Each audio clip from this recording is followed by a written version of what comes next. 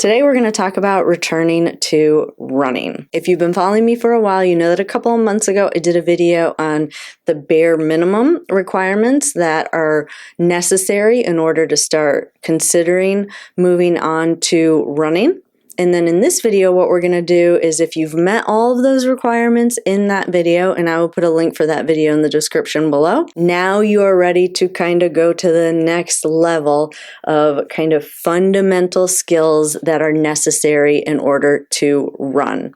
And we're going to use the definition for running in this video as anything where there's a moment in time where both feet are off the ground versus walking where there's always one foot in contact with the ground. If you're new to this channel, I'm Tara, I'm a neurologic physical therapist, and on this channel we talk about anything and everything related to mobility, health, fitness, and mindset to empower you with as many tools as possible to take ownership of your health, enabling you to live an overall more active, happier, healthier life. So first, let's talk about what are the kind of foundational movements that are required to be able to do a running stride. Well, one is you have to be able to absorb force, more so than when you are walking, because when your foot makes contact with the ground, there's a little bit more force going into the ground. So that's number one. Each leg needs to independently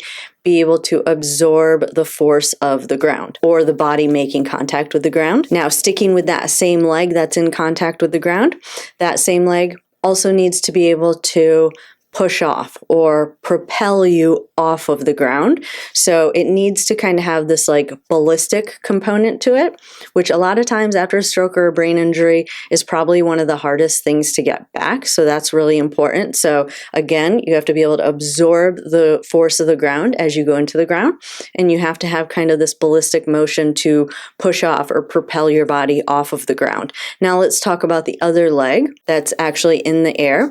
You need a little bit more hip and knee flexion. So you have to be able to get that leg up just a little bit higher. And you need to really understand how to move your center of gravity forward. So that's really important. I think it's a key component for a lot of you that might interfere with your ability to go from walking to running. Is a lot of you have a hard time kind of using your legs to move your body forward, especially if you're used to pulling up on things when you walk, or you kind of find yourself when you get near a doorway, you like to be able to kind of pull yourself through the doorway. Things like that are all signs that you have difficulty moving your center of gravity forward. So moving your body forward by using your legs. So that can also mean if you're using a cane, a lot of times people learn how to use the cane to kind of move their center of gravity forward, but you really have to be able to do that with your legs. So again, just to review, you have to be able to absorb the force of the ground.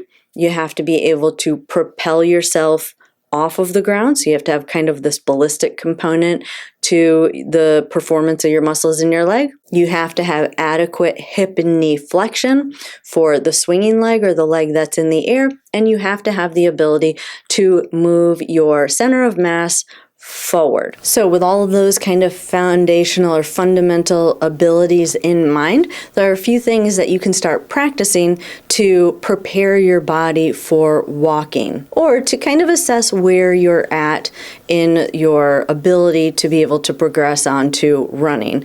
And one of those kind of abilities tests would be to be able to walk 10 meters on your toes without your heels making contact with the ground. The other one is you should be able to walk backwards without losing your balance. The other things that you can use to either assess or kind of drills you can start doing to prepare your body for running is being able to jump, meaning you take off of 2 feet and you land on 2 feet. Leap, meaning you take off of 1 foot and you land on the opposite foot. And hop, or what I call skipping, meaning that you take off of 1 foot and you land on the same foot. Those are critical skills that are necessary if you want to be able to run safely, and again, without causing any kinds of injuries to other joints because you're either compensating or having to adjust a little bit because you don't have the ability to do this. So I highly recommend that you work on these skills. Now, if you're part of our membership program, we do have a category for running drills. So again, just to review, you have to be able to walk backwards without losing your balance. You have to be able to walk 10 meters, or you should be able to walk 10 meters on your toes without your heels touching. You should be able to jump, leap, and skip. Now, I know what you're thinking. That seems like a monumental task, but just like with everything, I always have a progression for everything. In particular, the jumping, the leaping, and the skipping, because those seem to be the most challenging. So as per my usual, what we do is we just take those skills and we break them down into their simplest form.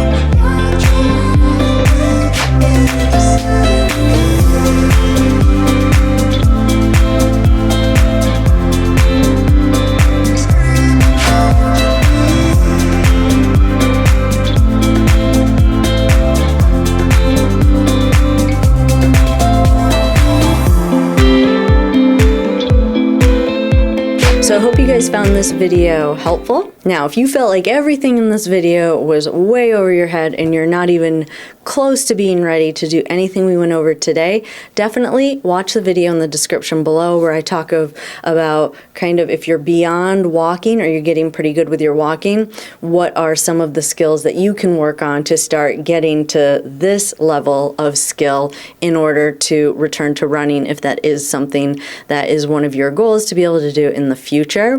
Also, please leave in the comments below if you have any skills in particular that you're currently working on, and maybe it will end up in a future video. If you're new to this channel and you haven't yet subscribed, go ahead and hit that subscribe button, turn on that notification bell so that you will get notified every time I upload new videos. If you have questions and you would like to get your specific questions answered, I highly recommend that you join us next week for our monthly live. If you're a gold member, you already have access to that. Link to sign up for that is in the description below. If you'd like to get exercises throughout the week, you can join us on Instagram, where I post 1 to 2 videos every single week just to kind of add a little variety to your home exercise program. I enjoyed spending time with you guys today, and I'll see you in the next video. Have a good day.